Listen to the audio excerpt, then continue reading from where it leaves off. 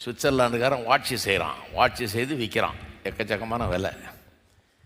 அதை வாங்கும்போது சொல்கிறான், இதை வாங்கினீங்கன்னா வாழ்நாள் முழுக்க ஒரு நாளும் நிற்காது, ஒரு செகண்டு கூட பெறலாமல், டிலே ஆகாமல், ஃபாஸ்ட்டாக போகாமல் கரெக்டாக போங்க, வாழ்நாள் முழுக்க கரெக்ட், நான் கேரண்டி கொடுக்குறேன்றான். நம்மளுக்கே ஆச்சரியமாக இருக்குது, எப்படி அது மாதிரி கேரண்டி கொடுக்க முடியும்?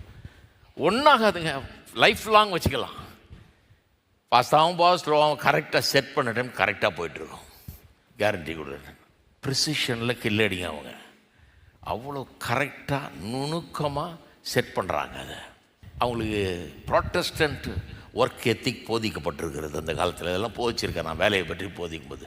ப்ராட்டஸ்டன்ட் ஒர்க் எத்திக்னு இருக்குது. அது என்ன தெரியுமா? வேலை செய்கிறவர்களுக்கு வேத வசனத்திலேருந்து அந்த காலத்தில் கால்வின் போன்ற ஆளுகள்லாம் போதிச்சாங்க. வேலை ரொம்ப சிறப்பாக இருக்கணும், பெஸ்ட்டாக இருக்கணும். ஏன்? அதாவது முதல்ல கடவுள் ஒன்று அழைச்சிருக்கிறார், இந்த திறமையை உனக்கு கொடுத்துருக்கிறார்.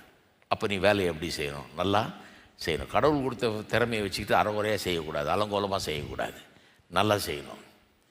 அது ஒன்று. ரெண்டாவது, கடவுளுடைய நாம மகிமைக்காக எல்லாம் செய்யணும். அப்போ அந்த அந்த ஊரில் வேலை செய்கிறவன் எப்படி செய்கிறான்? ஏன் அந்த மாதிரி ப்ரிசிஷன் இதெல்லாம் பண்ணுறாங்க? அவங்க ரொம்ப கரெக்டாக நுணுக்கமாக பண்ணுறாங்கன்னா, அவனுக்கு என்னன்னா, இதை பார்க்குறவன் என்ன பண்ணணும்? அப்பா, அந்த கம்பெனி என்ன பிரமாதமான கம்பெனி, எங்கேயுமே அப்படி கிடையாது. அந்த வேலை செய்கிறவனுங்க என்ன நுணுக்கமாக பண்ணுறானுங்க, அவனுக்கு திறமைக்கு அளவே கிடையாது அப்படின்னு அவனை முதல்ல புகழுவான். ஆனால் அதோடு நின்றுட்டா அது சரியில்லை. அவன் எவ்வளோ பிரமாதமானவன் சொல்லி அவனை பார்த்துட்டு இவனே இவ்வளோ பிரமாதமாக இருக்கிறனான்னா இவனை உண்டாக்கின ஆண்டவர் எவ்வளோ பிரமாதமானவர். இந்த ப்ராட்டஸ்டன்ட் டீச்சர்ஸ், லூத்தர், கால்வின் போன்றவர்கள்லாம் அதில் தான் பிரமாதமாக போச்சாங்க. என்ன சொல்லிட்டாங்க? உன்னுடைய வேலை தேவனை மகிமைப்படுத்துவனே, ஆனால் வேலையை கொடுக்குறவர் அவர், திறமையை கொடுக்குறவர் அவர், அழைப்பை கொடுக்குறவர் அவர்.